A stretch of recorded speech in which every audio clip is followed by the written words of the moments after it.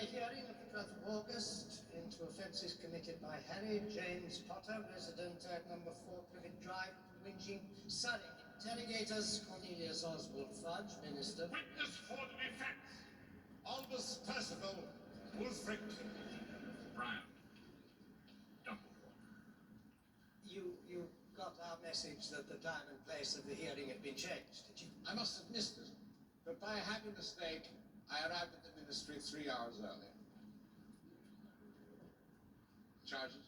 The charges against the accused are as follows: that he did knowingly and in full awareness of the illegality of his actions produce a Patronus charm in the presence of a muggle.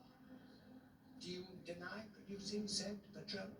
No. Are you aware that you were forbidden to use magic outside school while under the age of 17? Yes, Witches and wizards are the Wizard marks. I was only doing it because of the Dementors. The jurors exchange glances.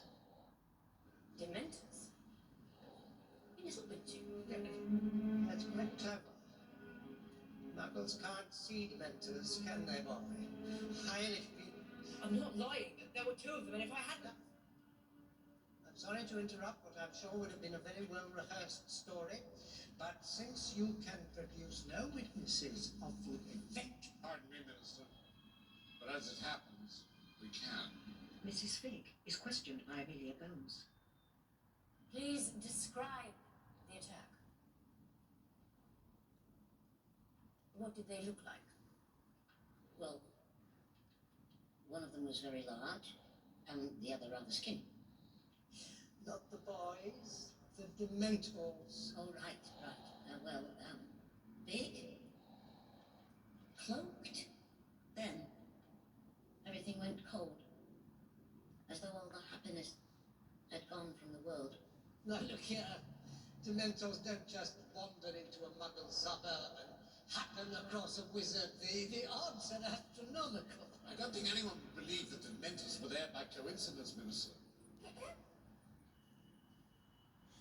I'm sure I must have misunderstood you, Professor. Dementors are, after all, under the control of the Ministry of Magic. So silly of me, but it sounded, for a moment, as though you were suggesting that the Ministry had ordered the attack on this boy. And that would be disturbing indeed, Madam Undersecretary, which is why I'm sure the Ministry will be mounting a full-scale inquiry into why the 2 Dementors were so very far from Azkaban and why they mounted an attack without authorization. Of course, there is someone who might be behind the attack. He approaches Fudge. Cornelius, I implore you to see reason. The evidence the Dark Lord has returned is incontrovertible. He's the darkness. Dumbledore sighs and addresses the members of the jury. In the matter of Harry Potter, the Lord clearly states that magic may be used before muggles in life-threatening situations. Laws can be changed if necessary, Dumbledore. Clearly, it's become practice to hold a full criminal trial to deal with a simple matter of underage magic. Some jurors murmur to each other.